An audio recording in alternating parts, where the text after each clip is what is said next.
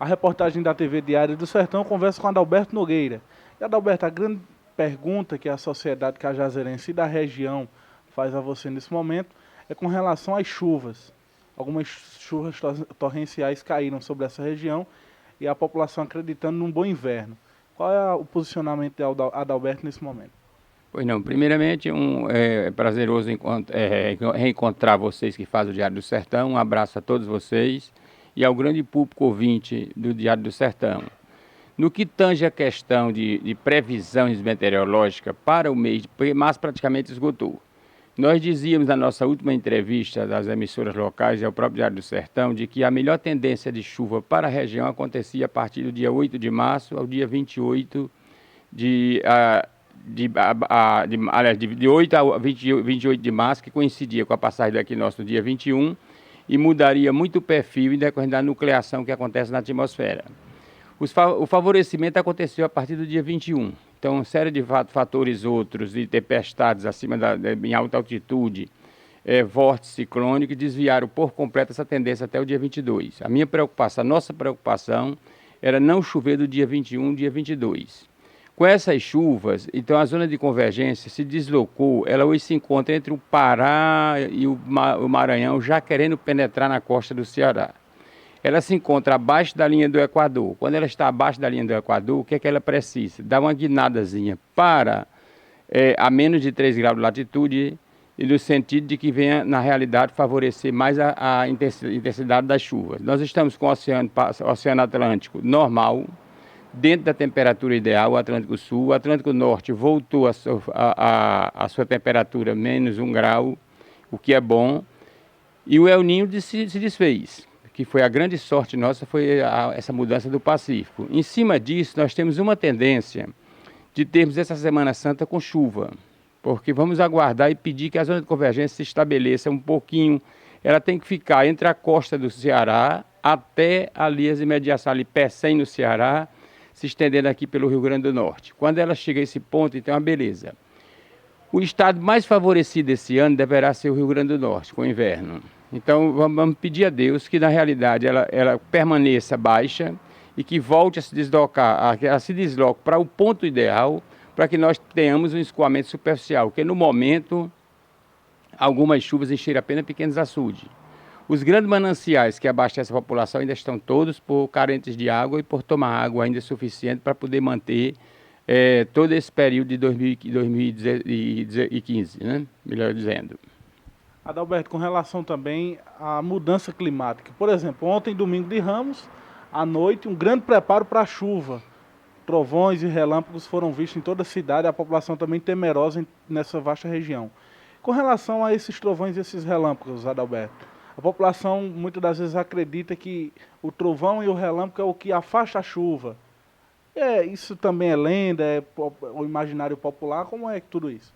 Não, olha, o país é o país é o Brasil que mais tem relâmpago e trovões. Então, onde há mais descargas elétricas provocadas pelos relâmpagos é no Brasil. Essencialmente o Amazonas, que é onde mais chove. O Amazonas, por exemplo, tem quase o dobro do que acontece no Nordeste e no resto do país. Em cima diz que o que é o relâmpago? O relâmpago tem um choque de cargas de nuvens. Nós temos uma nuvem carregada com cátio e outra com ânio. No choque dessas nuvens, as nuvens que se formam com as gotículas d'água do Atlântico, com as que vêm do sul, então essas nuvens estão num plano diferente. Quando elas se chocam, provoca essa grande descarga elétrica.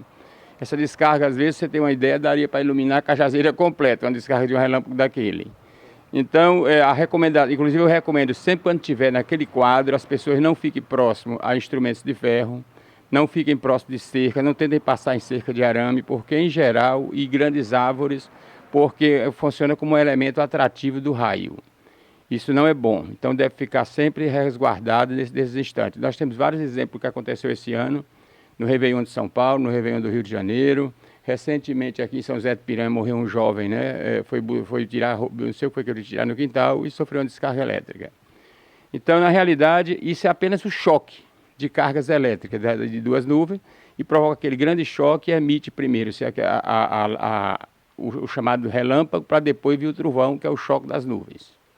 Adalberto, com relação também à Semana Santa, pedimos também e rogamos a Deus grandes chuvas para abastecer os nossos mananciais, exemplo de Boqueirão, aqui em Cajazeiras, na cidade de Souza, o açude de São Gonçalo, enfim, todos os mananciais que abastecem as cidades.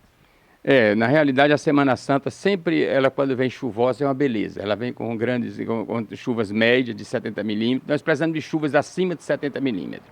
Porque o escoamento superficial dos nossos rios, riachos, só se concretiza com chuvas pesadas. E estamos enchendo ainda os pequenos açudes que ficam montando dos grandes, né? Vamos pedir que essas precipitações aumentem nesses próximos 15 dias que estão para acontecer. Porque depois do dia 15 de abril, a tendência da chuva é diminuir e maio ser um mês mais fraco. Porque a tendência geral deste ano é de chuvas abaixo da média, aquilo que nós colocamos desde o princípio. Mas vamos pedir que o mês de abril supere essa média de menos de 50% abaixo da média, que mais se verificou em muitas regiões, né? Tem município por aí que não choveu ainda 250 milímetros. Isso é crítico, porque nós temos um forte agravante, nós não temos água nem na bacia do São Francisco e o projeto ainda está todo para ser concretizado.